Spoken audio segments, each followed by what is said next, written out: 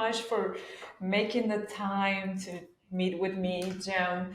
And I'm going to do a little introduction for those that don't know you, Jem Fuller. And I love your name, by the way. It's a pretty cool name, Jem. Uh, he's the author of the award winning book, The Art of Conscious Communication for Thoughtful Men. We'll get into that. I've seen Yeah. your TED Talk and it's really good. I see you offer courses and retreats, and you also have a podcast. Pretty busy life, I can tell, right? Yeah, and put the four well, they're not children, they're young adults now, but you put four kids into the mix and it gets even busier. Oof. Oh, wow, four. And they're all male. No, we've got so we're a blended family. We've been together for 9 years. And we're properly blended now. And I came to the relationship with two boys. So my sons are now 20 and Oh, 18 wow. years old. And my partner, she came with a daughter who's now 17 and a son who's almost 15. So we've got, yeah, the four of them together now. Teenage years. Oh, yeah. Yeah, yeah, yeah. I don't have kids, but I can only assume. That's, Oh, wow. Well, you've been a teenager, right? So you can remember. yes, that's why I can assume. I was a horrible teenager, unfortunately. Oh, well. Oh yeah, Jem. And you've also studied, oh my gosh, and I have to read this because it's amazing. So you've studied various ancient healing arts, mind practices, and in the last 2 decades, leadership, coaching, neuro-linguistic programming, human behavioral profiling, and mindfulness meditation. That's like, you're impressive. Tell me about your journey. Like, what brought you to all of this? Yeah, look, it's every time I get asked this question, I still kind of shake my head at myself and go, "Wow, how did you end Right? up doing all of those things and fitting it all in?" But look, I guess I have had a very colourful life around the world, and mainly it's been around the world and colourful because I was all through my late teenage years and early right through my 20s and into my early 30s. I was addicted with travelling to foreign cultures, foreign countries. I just really had this thirst to go and immerse myself into cultures that were really different from where I grew up here in Australia. And so I spent most of those years traveling, and when I wasn't traveling, I was earning money somewhere to keep traveling. And so I ended up earning money doing everything from fire dancing and kindergarten teaching in Taiwan to tribal tattooing around the world, motorcycle courier, working on building sites, corporate leader, all sorts of different stuff to kind of just keep Wow. traveling around the world. And as I was going, I was always interested in the healing arts as well. So I became a qualified reflexologist, Chinese masseuse, Wow. and then through a very serious motorcycle accident that I had in India back in the 90s, and I lost half of my face and I badly damaged other parts of my body, and I didn't want to go into the hospital in India where I was because I'd already spent some time in a public hospital in India and I didn't want to go back. So I was determined to heal with the help of some people in a small village on the Ganges, the river, up near the mountains where the Ganges comes out of the mountains, in a very holy place. Just any of your listeners that know India will have heard of Rishikesh. And a little bit north from Rishikesh was this beautiful Yes. little tiny village. And I healed there. And one of the women who was helping me heal was a Western nurse, but she was also a Reiki master. And Wow. she was giving me hours of Reiki every day. And it ended up being quite a miraculous accelerated healing. Really, that's a whole other story, but it was quite a miracle healing, actually. And anyway, she said to me, "Wow, you receive Reiki really well." And I said, "Look, I've been practicing energy work for a long time already, anyway, and I know how to move energy through my body, etc." And she said, "Will you let me, bring you into Reiki and give you the symbols and get you off on the Reiki journey?" And I was anti-establishment at the time, and I said, "No, I don't. I'm not into Reiki because people are making money from something that occurs naturally anyway. So my understanding of energy healing is that it's like trees turning carbon dioxide into oxygen. It's just a natural process, right? So Reiki is this natural channeling of healing energy that exists anyway, and channeling it towards the body. And I was against people making money from that, back in my younger years. Anyway, she said to me, "Get over yourself. Just let me, bring you into Reiki and do the work and yada yada." So I did. So I got over myself and I let her do that, and so then I became a Reiki practitioner way back then, and ended up using Reiki in a spinal cord injury hospital in Bangladesh. So in Bangladesh, my sister was working as a volunteer in a spinal cord injury hospital, and I went there and I would sit with the patients and give them Reiki, and the results were actually beautiful, really, really lovely. It was well received. So anyway, that's a tangent story for you, Kat. Yes, and I've always been conflicted on that whole, because as a Christian Orthodox, we can't. They look at the Reiki and all these other Eastern things. Yeah, Even though yeah, Christian Ortho, like we're an Eastern Orthodox religion, Christian from that side of the yeah. world, but still, so I've always been curious. Like I want to like know more and how Well, exactly what Jesus, is. I mean, Yeah, Jesus spoke about the healing hands. Jesus spoke about Reiki. He didn't call it Reiki, but Jesus would talk about healing with the hands.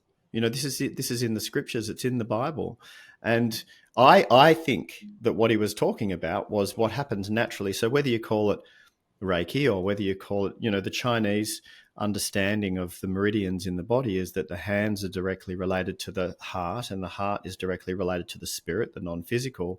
And think about it like this, Kat. If you bump your shin, like if you bang your shin into a chair, the first thing you do is put your hand on it, don't you? You go ouch and you right. rub it. The Or if you reflex. bang your head, the first thing you do is put your hand on it and rub it and go ouch. There's a reason why we do that. It's because the healing energy that comes through the hand, that's why we do that. And Jesus spoke about putting his healing hands on people.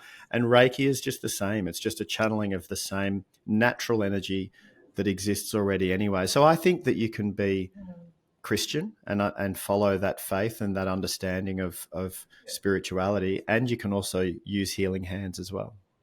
Interesting. And do you also use the whole chakra thing? The what is this chakra number one? And Yeah, well, it actually starts at the base chakra and works its way up through the seven chakras. Yeah, look, oh, I don't, I don't follow, I don't follow any dogma per okay, se. So and this is just my own personal spiritual journey. I believe that there are so many ways of understanding what it is to be human as a part of the greater system that we're a part of, right? Because we are intrinsically and inseparably a part of the greater system. We're not separate from it. right. We are of it, right? And so there's many ways of understanding that which we can't explain. You know, there is there is there is an energy, a life force beneath everything, and we can't explain it, and science can't explain it. Science can't explain consciousness.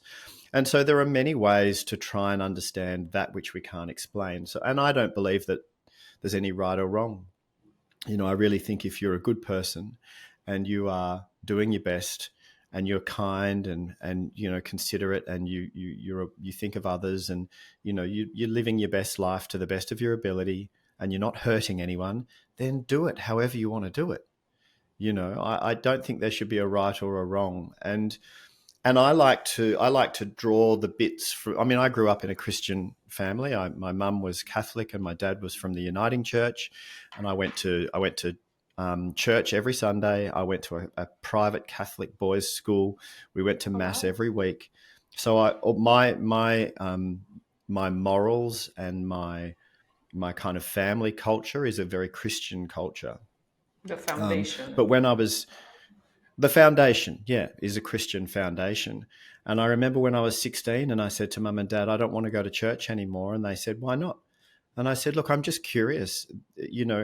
Millions of Hindus can't be wrong. millions of Buddhists can't be wrong. Millions of Muslims can't be wrong as opposed to right and wrong.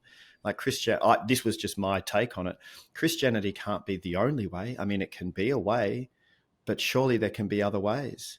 And mum and dad didn't argue that with me. They said, that's your choice, and so there was no love lost. And so I went on a very spiritual journey of curiosity, traveling around the world and trying to understand how different people find their spiritual path, and I don't believe there is only one way.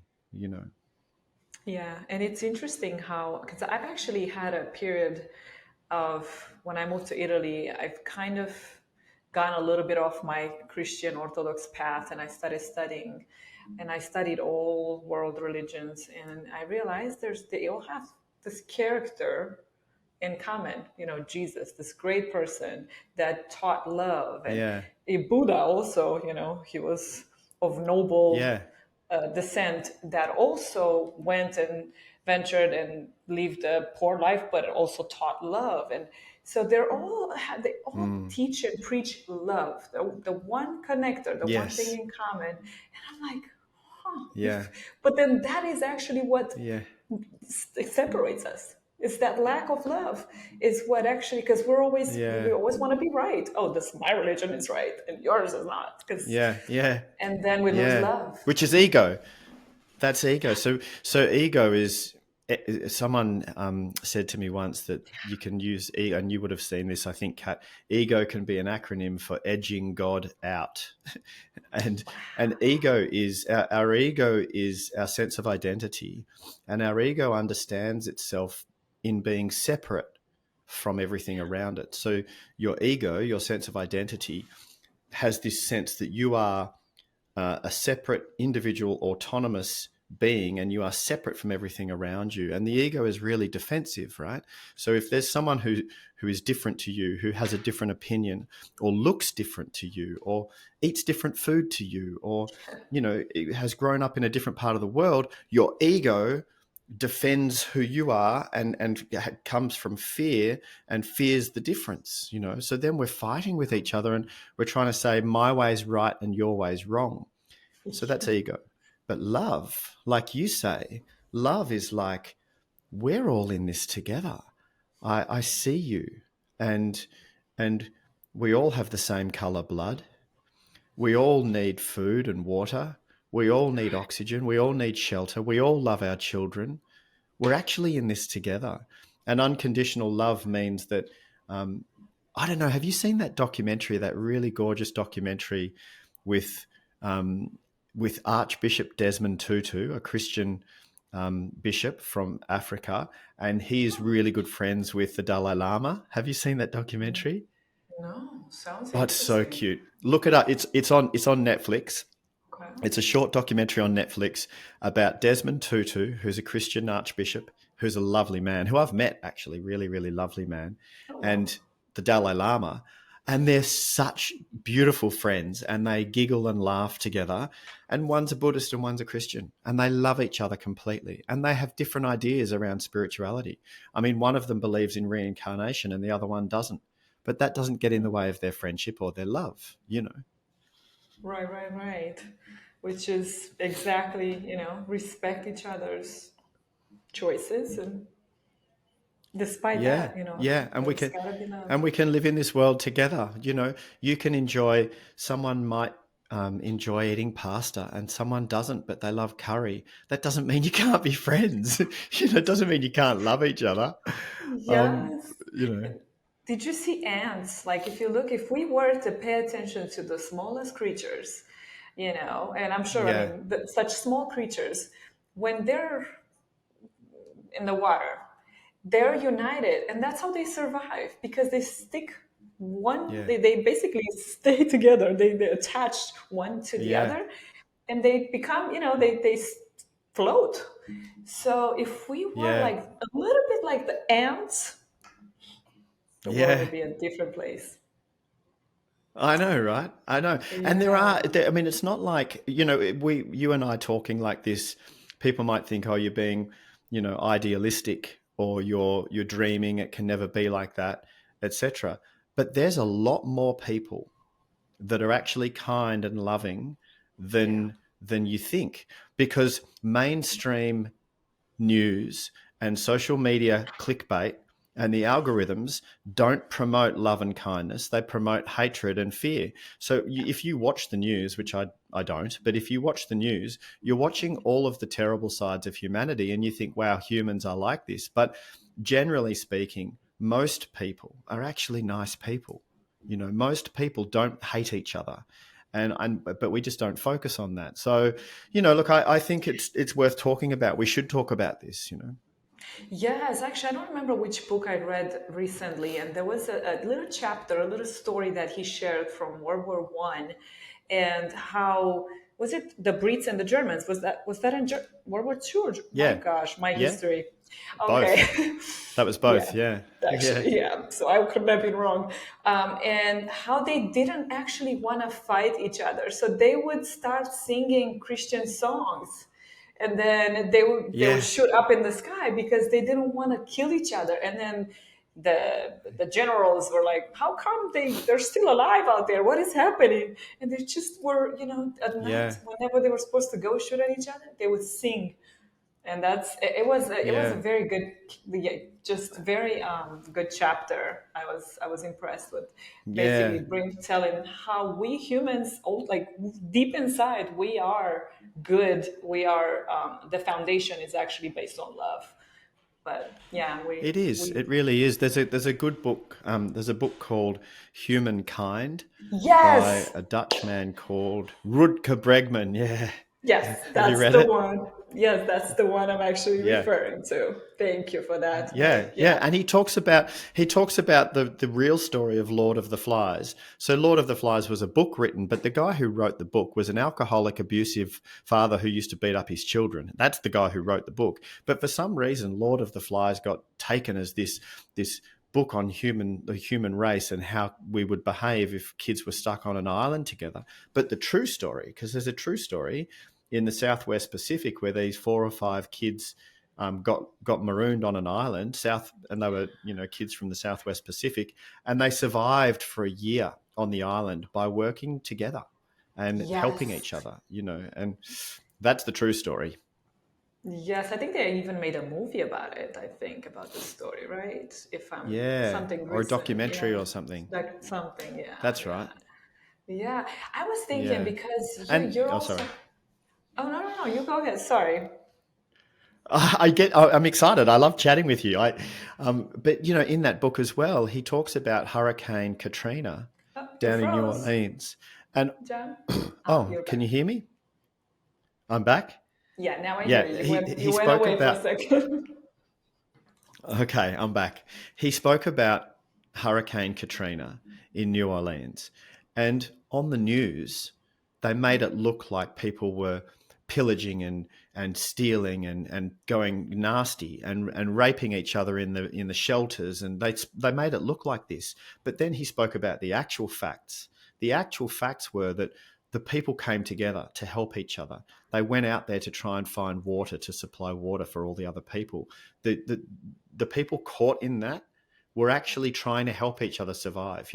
I had friends of mine who were in the big tsunami in Southeast Asia, and they were caught in that tsunami where tens of thousands of people died. Oh, wow. And they were there, and everybody was doing everything to help everybody else. Everyone came together to help each other. No one was stealing from each other. So I Amazing. really believe that humans do come from love, and we just get distracted away from it by mainstream news and media and propaganda to take us Right. towards fear. But really, I believe love is just there. That is so powerful, and I'm with you.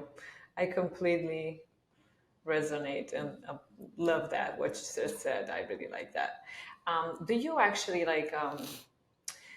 Because you're also an author and you've been through so many different countries, you've experienced all these different cultures, and you spoke about communication. How do cultural differences influence communication styles? I mean, what strategies can be used to overcome challenges? I think the primary strategy when you're wanting to communicate with someone who is very, very different to you, and maybe you have very different opinions that you feel strongly about, if you need to communicate with them, the place to start is with what you have in common, right? So let's sit down and connect, and let's explore what we've got in common first. Then when we have that rapport with each other, then we can explore our diversity. Then we can explore our different perspectives. And perhaps we can even harness the power of diversity then, because if we're sitting at, just say, for example, we were trying to solve a big problem, and you and I were sitting at the table with 10 people around the table, but we all came from the same cultural background with the same kind of class upbringing and the same kind of education. We're going to have a very narrow bandwidth of potential problem solving, solution creativity. We're going to have a very narrow bandwidth. But if we were sitting around the table with 10 people from completely different backgrounds around the world, then the Right. bandwidth is broadened. Then it's like, wow, I would never have thought of this problem from that perspective. Or you might say, you might have an idea, and I would go, wow, Kat, I would never have thought of that, right? So then we can harness the power of diversity. But to do that, we need to start with what we've got in common. And we don't have to dig very deep below the surface to find that. I think you saw my TEDx talk, and I shared a story in there about this young Pakistani man that I met on a public bus up in the mountains of North Pakistan. And he was a university student, so he spoke a bit of English, and I spoke a little bit of Urdu, but not much. And we were chatting about this, and he said to me, Jem, if I cut your skin here and I cut my skin here, we have the same color blood, he said. And he looked me in the eyes and he said, you and me, we're the same. And then he said to me, he was a devout Muslim. And then he said to me, Jem, everybody is equal under the eyes of Allah. That was his take on his religion. He said, you and me, we're the same. And I just thought that was so beautiful because, we were so different, but we started with, we've got the same color blood. Can we start there? I thought Right. that's a beautiful place to start, Wow. Yes, that is. And a lot of people say you gotta eat. You sit down, and when you eat, that's when Yeah. the bond starts shaping, starts Yeah. forming. There's something in the food, the Let's food break bread exchange. together. Yes, yes, 100%. Let's sit down, break bread together, right? yeah, And find out yes, what we've got in common, and then we can explore our differences. yes. And what about, like, say, if you were, have you ever been like in a situation where like miscommunication led to a significant problem? Like, how did you solve Yeah, that? yeah, yeah. Oh, look, I remember I think it's the first story in my book, and I know, and I've just remembered that it's the first story in my book because the book that I published here a couple of years ago in Australia, and it did quite well here. It won an award and was a best-selling book here, and it's just been picked up by Mango Publishing. Shout outs to Mango in Florida, in Miami. And so they are about to do the second edition, republish, launch globally. Yeah, I've signed a publishing deal with them. Anyway, they sent me the proof 2 days ago and said, can you just look over this and give your final approval? So last night I was sitting up in bed looking back over the book again to approve the changes. Anyway, Nice. the first story in the book is a story about what you just spoke about. And this was back in North Pakistan, and I was on a public bus, and there were these two Japanese boys, Japanese tourists, who I hadn't spoken to. And they were standing out. They were wearing Western clothes. They had singlets on, very disrespectful. In North Pakistan, they cover up, the men as well, right? They don't wear singlets and shorts. Anyway, so these boys were wearing kind of American singlets and shorts, and we pulled over, and we were in the middle of nowhere, Kat. Like, we were up remote mountains, and these boys could Oh have gone wow. missing very easily and never been found. Anyway, we got off at a tea stop when they have a little stall on the side of the road in the dirt, and they're making cups of tea, and you can get little biscuits and stuff. And we're having a tea stop, and this mob of Pakistani tribal men. Now, these guys have got Kalashnikovs, right? They're what used to be Mujahideen. They've armed, and they all started getting really, really angry, and they were surrounding these two Japanese boys, and I had no idea what was going on. And they were getting really, really angry, like it was about to erupt into violence. And I just went and got myself in between them. And it was all miscommunication. I didn't know what had happened. I got myself in between them, and with my broken Urdu, I said to them in their local language, I said, please, sirs, please wait, sirs, give me 1 minute. I can't remember exactly what I said. I just tried to appease them. I got the two Japanese boys and I ushered them away over to the bus where the bus driver was, and there were some women and children. I got them over there, and then I went back to the Pakistani men, and there was one younger guy who spoke a bit of English, and I managed to talk with them and calm them down so they didn't kill these boys, because they quite easily would have just killed these Japanese boys. And then I found out what they'd done, these Japanese kids. When we were crossing from China into Pakistan, now we're up at like 5,000 meters elevation, high up.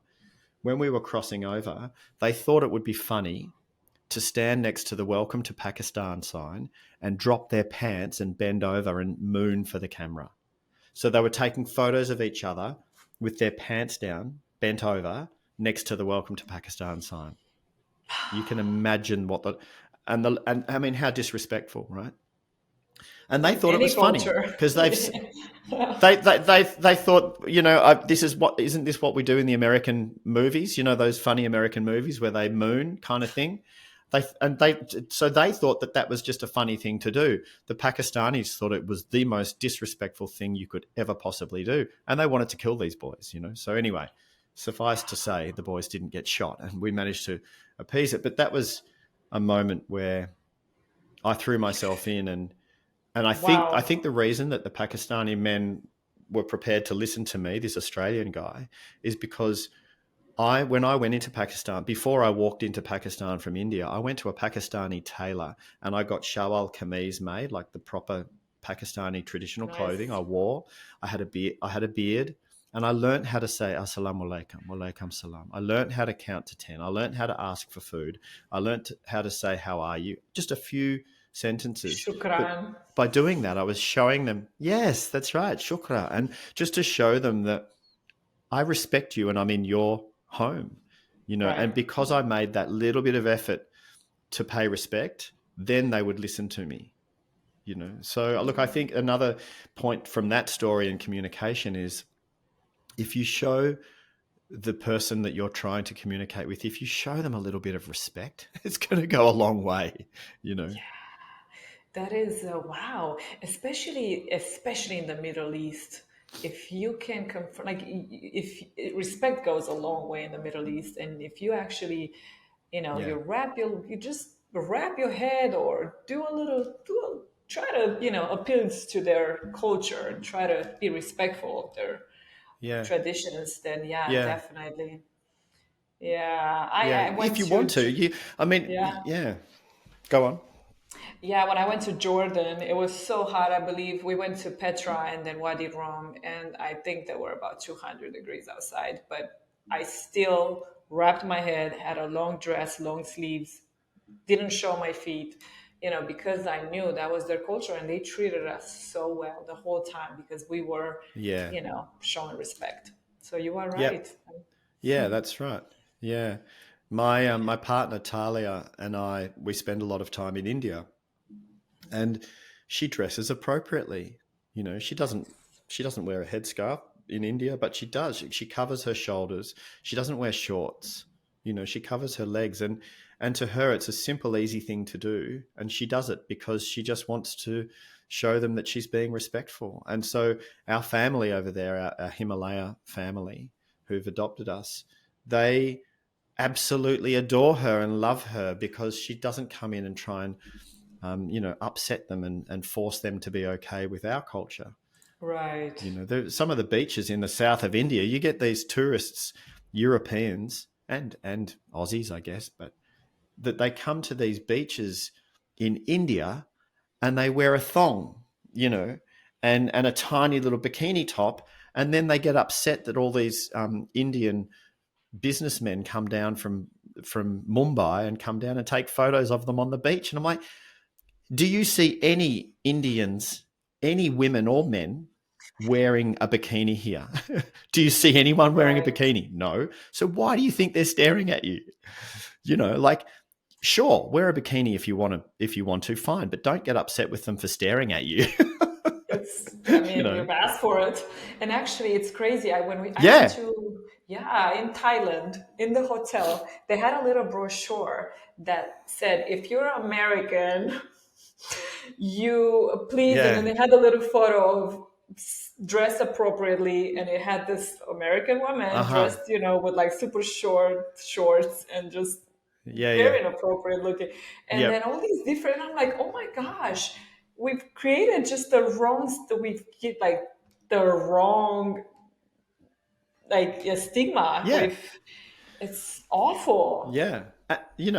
And it's if you want to wear a bikini or a thong, or nothing, and be left alone, that's fine. Go and do it in Brazil. Go and do it in Holland. Go to places where that's culturally okay. You know. Yeah. And look, this is I'm not talking about the oppression of women and hijab, and that's a whole other conversation. I'm not talking about that. I'm just talking about some moderate cultural All right. respect. Yeah. That's all. Exactly. And another thing, when you go to Italy, every time you go to the Vatican, you're gonna see if you're American, stop touching all the statues, stop doing this, and then our Uh rules huh. for Americans. And I'm just always like, oh no, why?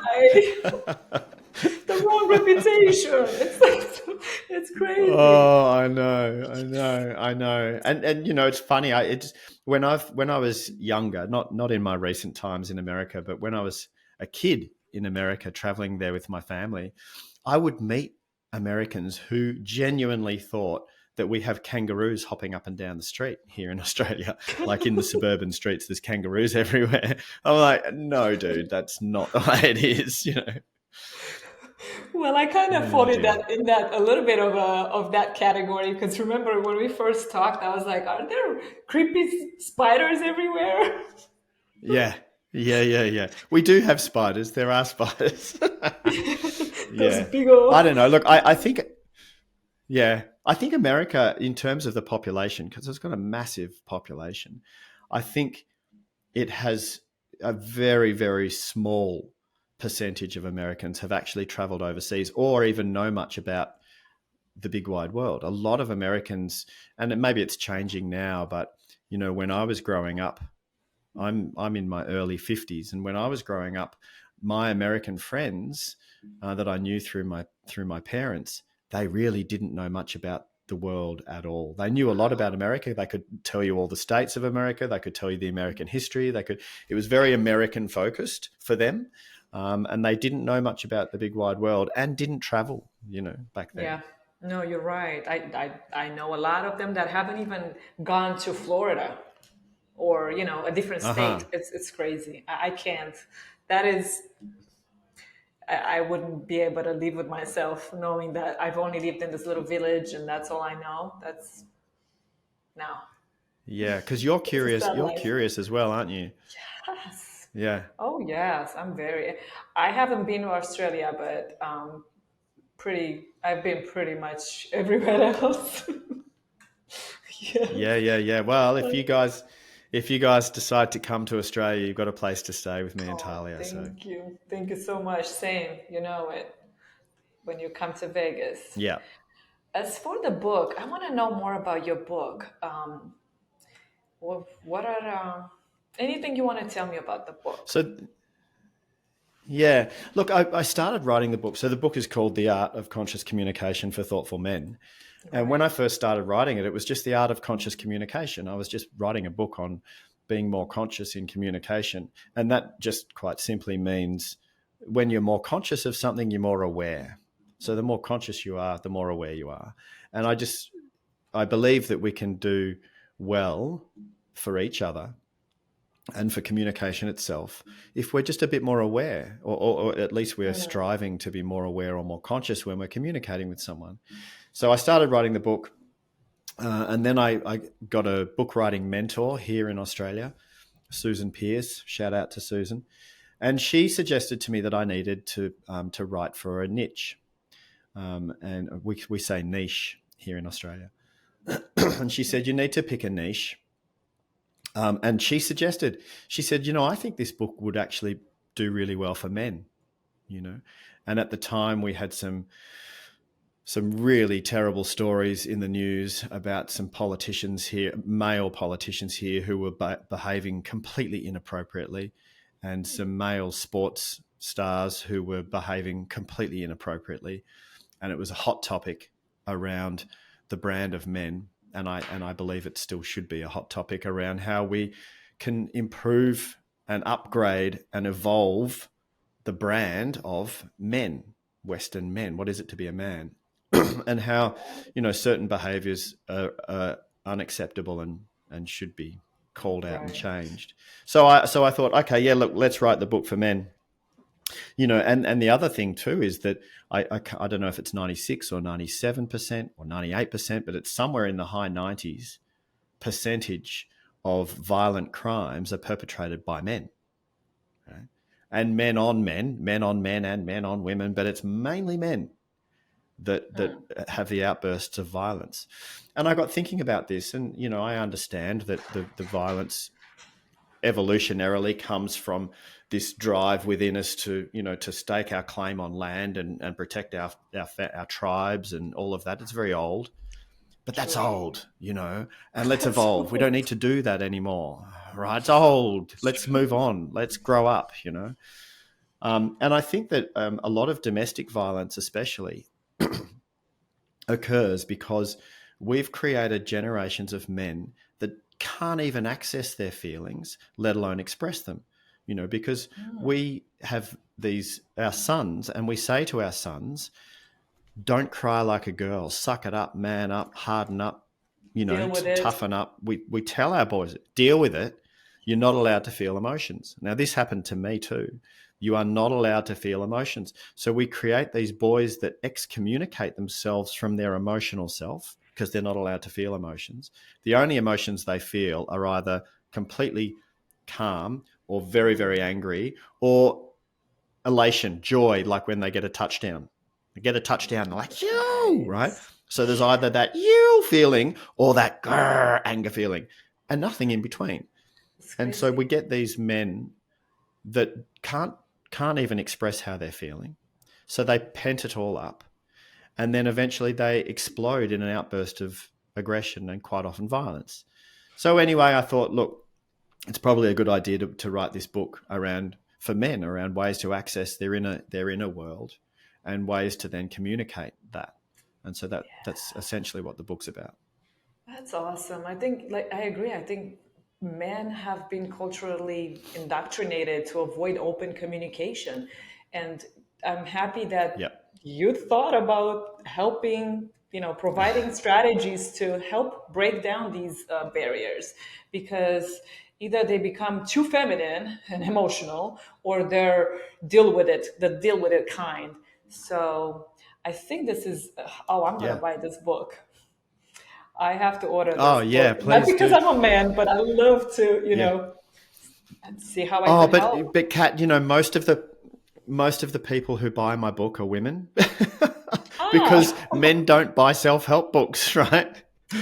So it's mainly women that buy the book, and they email me and they say, Jem, I've read your book. Thank you so much. And also, by the way, women get a lot from the book as well. And then they say to me, now I have to try and get my husband or my son or my brother to read the book. But I had this really beautiful okay. email from a woman in Europe, and she said to me, Jem, thank you for your book. It's really informed the way I'm going to raise my sons. You know, Wow. she said it's going to help me be a better mother for my sons, and I was like, oh wow, that touched my heart because anything I can do to try and help people, and that's what I'm here to do.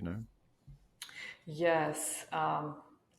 Even like for me to read something very helpful, very useful like that, I would actually, I would take all that information and see how I could help my loved one, whoever needs, whoever like the opportunity. If I ever have that opportunity, I'm like, I have all that here.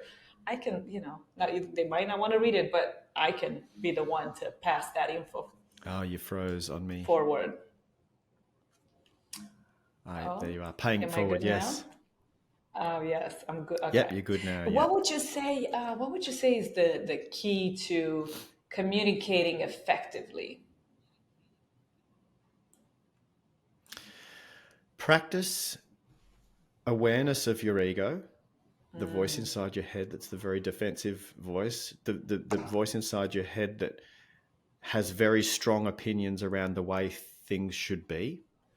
Practice awareness of that and practice just car parking it, right? So just gently putting that to the side and saying, look, I know I've got my opinions, but I'm just going to put them to the side so that I can lean into this conversation and seek to understand, get curious, open my mind and really seek to understand the other person. You know, if you can practice that, I mean, you can. If that becomes a practice for you, your ability to communicate goes through the roof. So be a listener. Listen, absolutely. And when it's time to share, share rather than tell. If you are sharing your perspective rather than trying to convince someone, if you're sharing your perspective rather than trying to defend your position, if you're just sharing, you know, like, hey, I hear you. And so when the other person is talking, that you put your opinions to the side for a second. Doesn't mean you need to agree with them. Just put your opinions to the side for a second. Lean in and really listen and seek to understand. Then when it's your turn to share, you can repeat back to them and say, hey, what I heard you say was, and just repeat back to them what you heard them say so they feel validated, and say, I've got a different perspective on it, you know, and this is how I see it. Oh, You I know, but love if it. if Yeah. if you can lose that kind of aggressive tone of, well, this is the way it is and this is the way it should be, you know, because The we quite ego. often get into these when you have a difference. Yeah, the ego comes in, and when you have a difference of opinion, it becomes a war. It's like, we don't need to war. We can just have a chat and we can disagree. You know, Yes, that's amazing. Yeah, that's a great answer right there. And it's very important how you there's say it, another there's not another strategy just. that. Oh, sorry, I'm sorry for speaking over the top of you, Kat. I feel so bad Oh no, doing that. you're good. You But don't have to. there's there's a slight delay, and I start talking and you're talking, and I'm thinking, here we are talking about communication and I'm talking right over the top of you. That's terrible.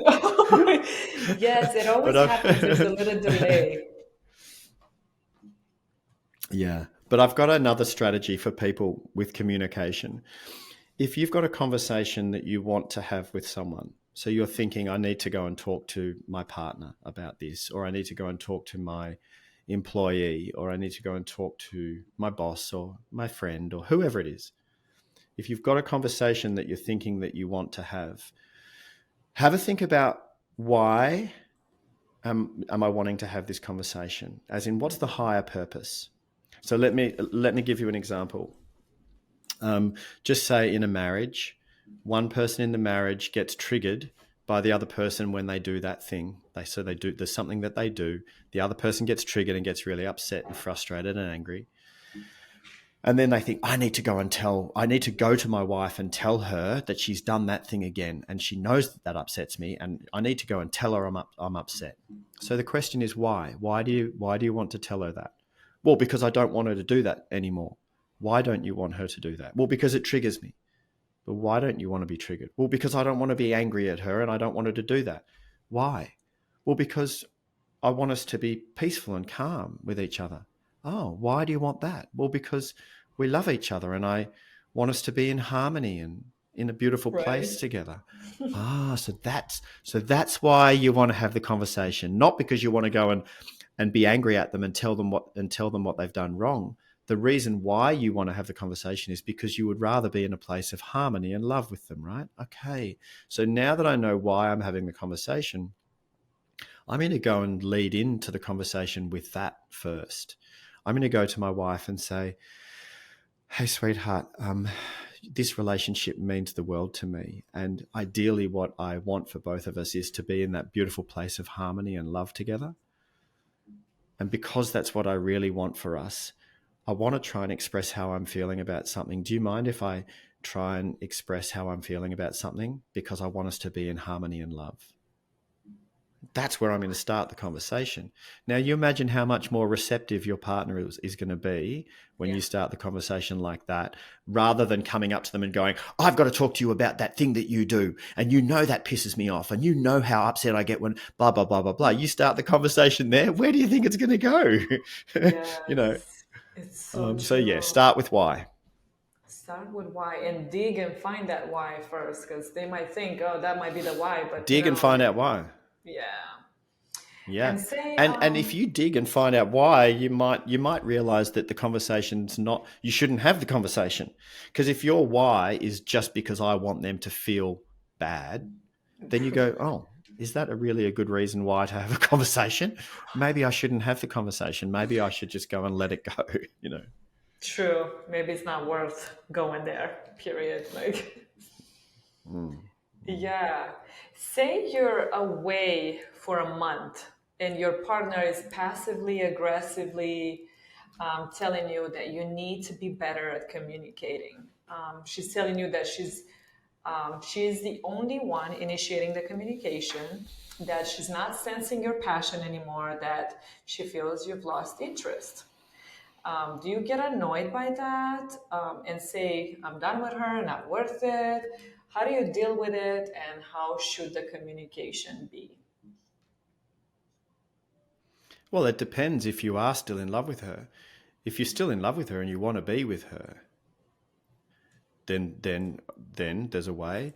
And if you're not in love anymore and you don't want to be with them, then leave, you know. But if you are still in love, but she says to you you're not communicating well enough, and she's always initiating the communication, and you're like an island, you know, and she can't get through to you, and where are you?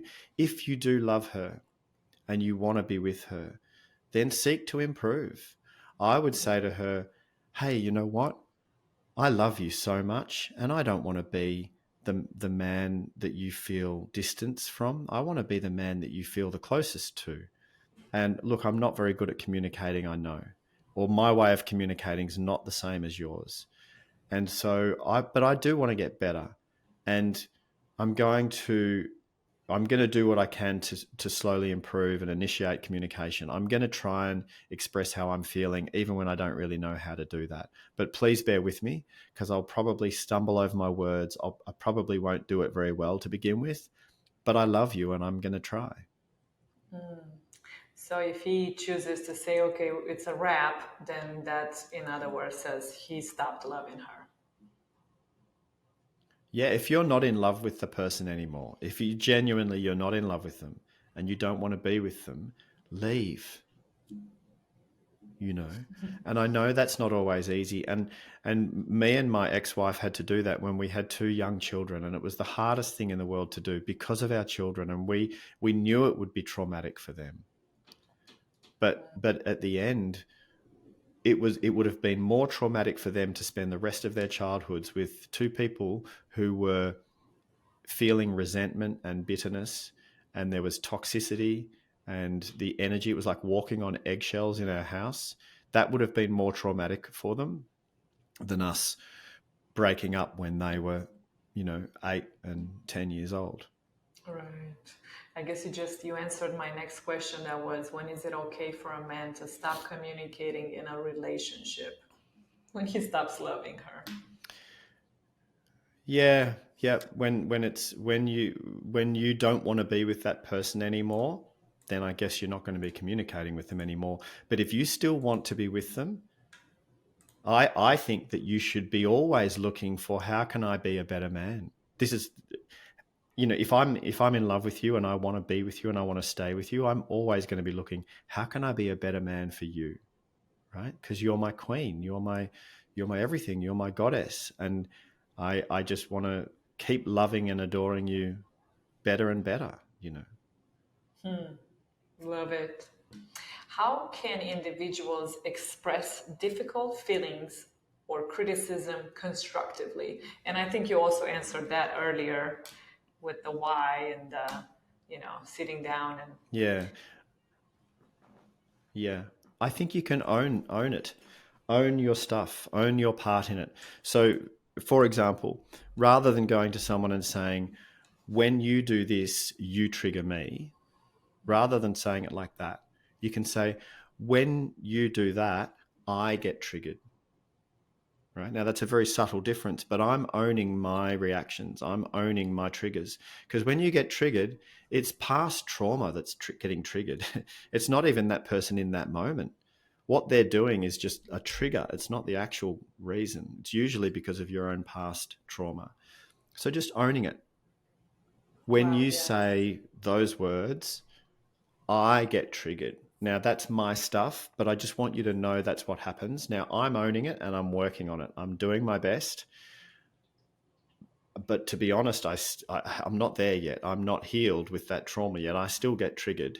But I just want you to know, if you notice me shut down, or if you notice me kind of, if a wall comes up, or if you notice me start to get frustrated in my tone of voice, I just want you to know, because it's because of my stuff. It's because of my triggers and my traumas, and I'm working on it, you know.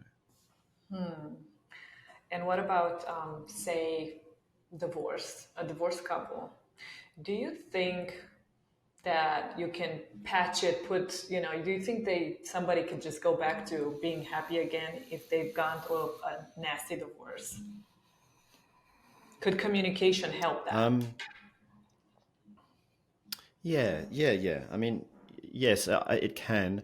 I'm lucky that our divorce was never nasty. We never dragged each other through courts and gave all of our money to lawyers or anything like that. We consciously uncoupled. That doesn't mean it was easy. It was hard. We'd been together for 20 years. We had two children together. We had, so it wasn't easy, but it wasn't nasty. Um, and yes, communication is ultimately important. But you're not And together luckily, I anymore. feel very, very lucky. No, we're not together, and I'm actually in Of course. the next level of a relationship that I didn't think was even possible. My relationship with Talia, my partner now, is ridiculously conscious and connected and loving and kind. We pinch ourselves every day. We've been together for 9 years, and we pinch ourselves every day. It's next level relationship. So I feel very lucky to be able to experience that after a 20-year marriage. And not everyone gets that. Some people come out of a divorce and they don't get to go to the next level in relationship. And some people come out of divorce really bitter and horrible and just wanting to get vengeance on the other person, and that's just so sad.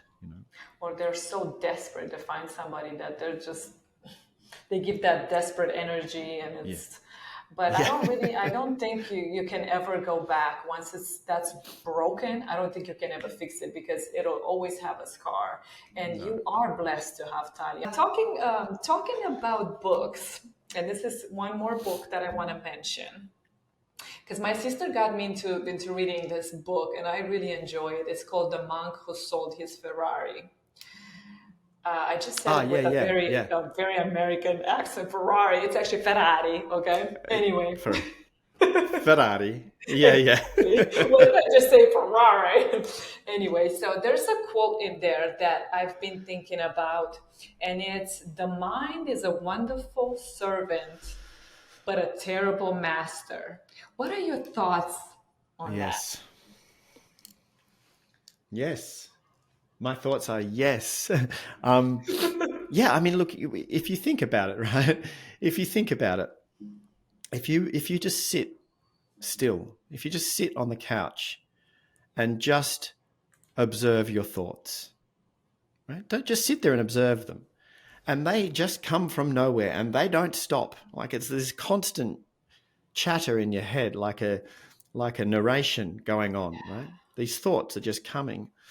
If you could take those thoughts out and put them next to you, and there was a person sitting next to you, they'd be talking nonstop, going, and then this happened, and you think that, and what about that, and what if she thought that, and blah, blah, blah, blah, blah, blah, blah, blah. You'd be going, oh my God, you are crazy, right?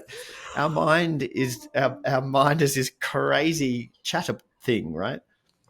But when you can start to curate a certain quality and ability of the mind, and one of the best ways to do that is through a dedicated practice of mindfulness meditation. When you can start to actually be the driver of your own bus rather than the passenger, so the mind becomes the servant, not the master, then it's a truly powerful thing. It can be a truly powerful thing. We can manifest, we can connect, we can experience joy, we can experience extraordinary ecstasy sipping on water, or making love, or eating food, or walking through nature. We can experience a connection to the ecstatic nature of love through the power of our mind. Right now, that's amazing that we can do that. It takes practice and it takes time, but when the mind is the servant, not the master, I could not agree with that quote more. I love that quote. Yes. And I think I already shared that little thought I had once in our previous conversation, how when there are two people talking, there are actually six, whoever's talking, whoever's perceived by whomever is listening, and the one person, that one deep inside ourselves, and that's probably the one that should be driving instead of being the passenger. Yeah. And, that should be that, Yeah. deep inside. Are you really? Yeah, we do a lot. Our minds just terrible When our master. mind is the master, when the mind is the master and we react to our environment, and then the mind so then the psychological and the emotional start looping, then we find ourselves having an anxiety attack, or then we find ourselves spiraling into depression, or then we find ourselves happy one moment and then terribly sad the next moment. Bipolar. Then we find ourselves just right, because if the mind is the master, we're neurotic, Yes. and so it can be, we can be victims. We can live our whole life as a victim to circumstance, as a victim to what's happening around us and how we react to that. Or we can, through a dedicated practice, a daily practice, we can very slowly and gradually become the driver of our bus, and then you can actually get to a point where if you're feeling nervous or anxious because you have to do a keynote talk, you can calm yourself. You can actually calm your physiological self. Or if you're feeling nervous or anxious about a conversation that you have to have with someone because it's a tough conversation, you can calm yourself. Or if you get angry because something happened, and maybe the anger served a purpose because you were protecting your loved one, say, and then the moment moves on, and you realize that it's not going to serve to be angry anymore, and you want to resolve that anger.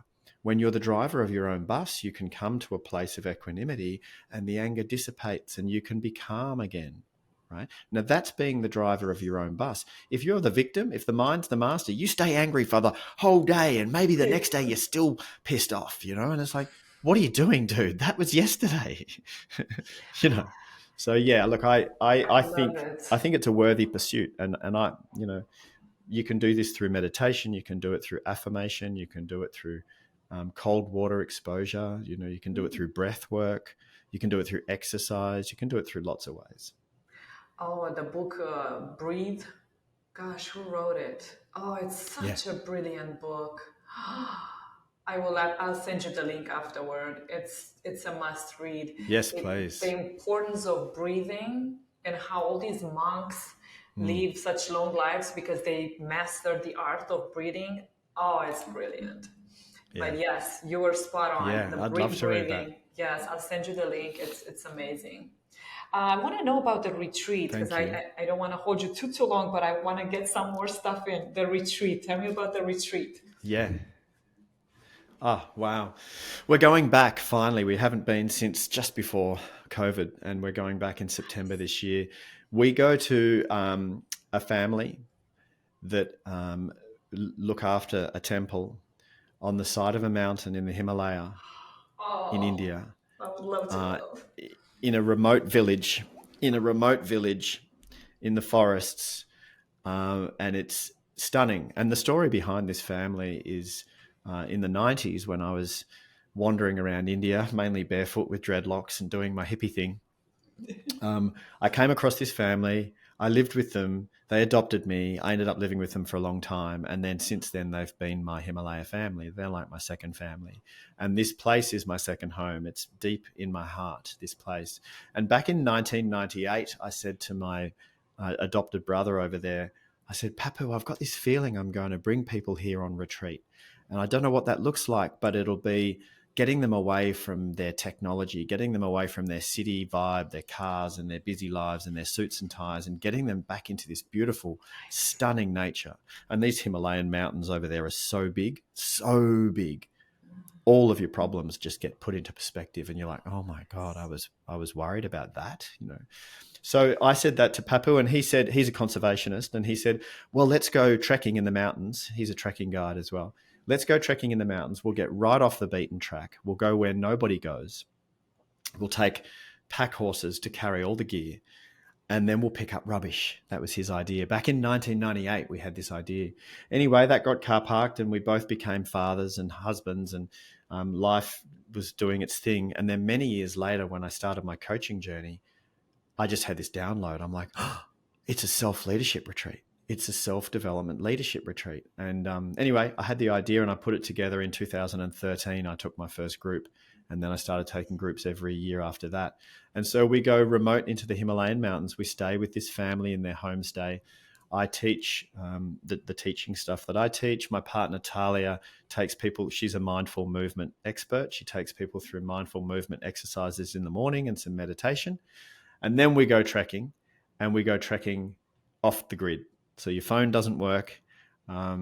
We are in the remote, stunning, majestic mountains. Oh, We so pick up rubbish amazing. um, and that kind of thing. And then we come back. So there's lots of meditation, and everyone has quite a remarkable life defining understanding and perspective of their life and why they're doing what they're doing. And then we come back and we wrap it all up and we do a future design day where people design what they're going to implement when they get home. People buddy up and create some buddy Nice bonds. accountability partnerships so that when they go home, they can stay in touch with each other and keep each other on track. And that's the program. And we're going back this year. And this year it's called the Conscious Connection Experience. So it's a retreat around people coming to connect with each other and share their life's journeys and where they're going, and be on retreat together for a week. And I'm assuming, are there any, anybody qualified to join, or is there like some type of prerequisite, like a list of? It's an application. It's an application, and I reserve the right to refuse respectfully, because I do curate the people that come. What I'm looking for is that for people who are positive, who have a positive perspective, so they believe that things can get better, and people who are committed to serving the greater good in some way, people that are focused on somehow trying to improve or add value to humanity. That's who I want there. Yeah, that's who it is. And so you don't have to be running your own business. You don't have to be an entrepreneur, but most people that come are. Yeah, and that's it. And people who value connection, people who understand that through authentic connections and beautiful relationships, we can actually make a difference together. Oh, I'm gonna have to join on one of these ones, because if I pass Yeah, the 100% you have to come. You're past. You passed. You passed when you and I first met and we hung out and got to know each other. And I'm like, yeah, you got to come. 100%. yes, I would Yeah. love to. Sounds right up my alley. Especially no phone, no internet. I love it already. Yeah. Yeah, Yeah. I Yeah. need some Well, we still have some detox. places left for September. Yeah. Yeah. It's vegetarian up there. They don't eat meat. So we're staying with a Hindu family, and we're living in the house next to a temple on the side of a mountain, and we eat very clean, healthy food. And we walk in the mountains. It's beautiful. Oh yes, that's amazing. Yeah, I don't have. I don't need to eat meat that much. So that would be. Yeah, that would be great. Yeah. What about the courses? Would you mind? I know you do resilience, mindfulness, and leadership. anything that people need to know, what to expect from the courses, because I know there are amazing courses on your website, and I would like for people to know and for them to sign up. Yeah. Hey, look, let's give your listeners free access to the mindfulness meditation introduction course. And so if you go onto my website and you go to courses and you find the Mindfulness Made Easy course, it's 10 modules, very, very easy guided meditations, if you don't mind my Australian accent in your ear. But yeah, if you go onto there and when you go to the checkout page, just put spring gift, one word. So spring and gift together as one word in the coupon code, and that'll make the course free for you. Oh, if that doesn't work, Thank you. I'll make sure it does. I'll go and make sure it does. But if it doesn't, just put podcast in there and that'll work. But yeah, then you can have lifetime free access to my meditation course, and then you can see you'll get a discount for the resilience course as well. You actually, you froze for a second, so I hope the sound is still gonna show afterward because there was like, wait, what was the code? Yeah. The code, spring gift. Hey, we'll put them in the show notes. Go to the show notes and the codes will be in the show notes. Fantastic. Yes, we'll do that, and I can also add it on the video if whenever I share some reels and stuff. Awesome. Awesome. Yes.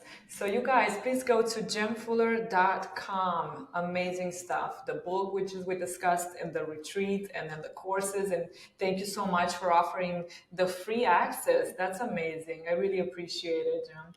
And you'll see me on there tonight. You might see me tonight. Yeah, good. Thank you. And thank you so much for taking That's the awesome. time. Yeah. Yeah, you're welcome, Kat. And I really hope, my fingers are crossed, that 1 year you can come to India with us. I hope so too. Well, it will. God willing, I'll be there. Yeah. Beautiful. Thank you so much. And we'll keep in touch. Say hi to Talia for me. And we'll definitely see each other again, I'm sure. Yeah, we will. Thanks, Kat. Thanks so much for having me on your show. I really appreciate you supporting me and having such a wonderful conversation. And yep, this is just the beginning.